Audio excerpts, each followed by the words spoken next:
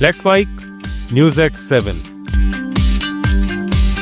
रूसी राष्ट्रपति Vladimir Putin के भारत दौरे पर न सिर्फ दोनों देशों बल्कि सारी दुनिया की निगाह है।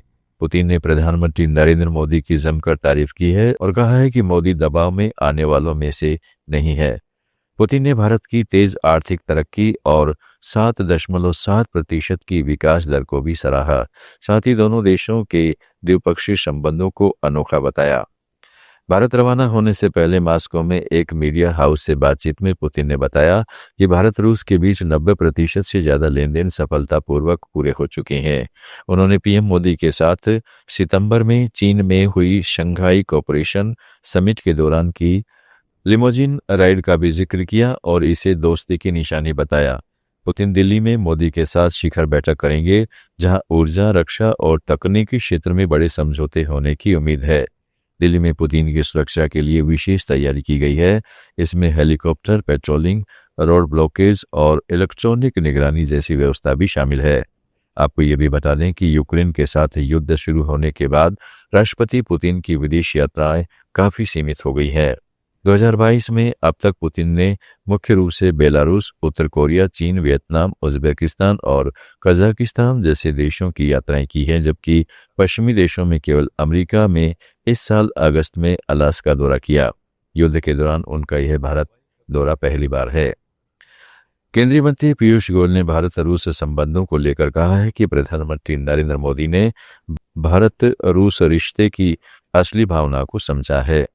पीयूष गोयल के मुताबिक पीएम मोदी ने कहा, रूस शब्द सुनते ही हर भारतीय के मन में सबसे पहले यही आता है कि वह भारत का सुख दुख का साथी है।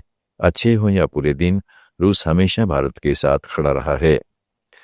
रक्षा मंत्री राजनाथ सिंह और रूस के रक्षा मंत्री आंद्रेई बेलोसोव ने 22वीं भारत रूस अंतर सरकारी सैन्य और सैन्य तकनीकी सहयोग आयोग की मंत्री स्तरीय बैठक की से अध्यक्षता की।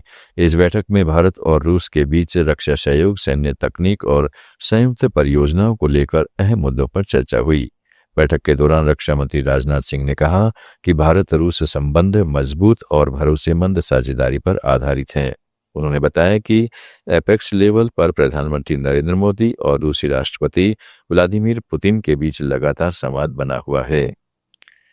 दिल्ली में विपक्षी नेताओं ने संसद भवन परिसर में राष्ट्रीय राजधानी क्षेत्र में बढ़ते वायु प्रदूषण के खिलाफ विरोध प्रदर्शन किया, जिसमें कांग्रेस अध्यक्ष सोनिया गांधी भी शामिल हुई। हाथ में प्लेकार्ड लेकर सांसदों ने प्रधानमंत्री से ठोस कदम उठाने की मांग की। प्रियंका गांधी वाड्रा ने कहा है कि यह कोई राजनीतिक मुद्दा नहीं है और हर साल सिर्फ बयान दिए जाते हैं, जबकि वास्तविक कार्रवाई नहीं होती। सांसद मनीष तिवारी ने बताया कि दिल्ली में AQI 400 तक पहुंच गया है और लोगों की सेहत खतरे में है, इसलिए संसद में इस पर गंभीर चर्चा होनी चाहिए। सोनिया गांधी ने कहा है कि बच्चों और बूढ़ों को सांस लेने में गंभीर परेशानी हो रही है और राजधानी की खराब वायु गुणवत्ता से जीवन प्रभावित हो रहा है। केंद्रीय सड़क परिवहन और राजमार्ग मंत्री नितिन गडकरी ने लोकसभा में बड़ा ऐलान किया है। उन्होंने कहा है कि अगले 1 साल के भीतर देश भर में मौजूदा टोल वसूली सिस्टम खत्म कर दिया जाएगा। अब पूरे देश में पूरी तरह इलेक्ट्रॉनिक और बिना बैरियर वाला टोल सिस्टम लागू होगा। गडकरी ने बताया कि इस नए सिस्टम की शुरुआत 10 जगहों पर हो चुकी है और 1 साल में इसे पूरे देश में लागू करने का लक्ष्य है। उन्होंने कहा कि देश में इस समय करीब 4500 हाईवे प्रोजेक्ट चल रहे हैं, जिनकी लागत लगभग 10 लाख करोड़ रुपए है। नए सिस्टम में फास्टैग के साथ ANPR तकनीक जोड़ी जाएगी। समाचारों में फिलहाल इतना ही। जुड़े रहिएगा लेट्स माइक के साथ। आप सुन रहे थे let's make more than radio. Follow कीजिए हमें हमारे सोशल मीडिया प्लेटफॉर्म्स पर।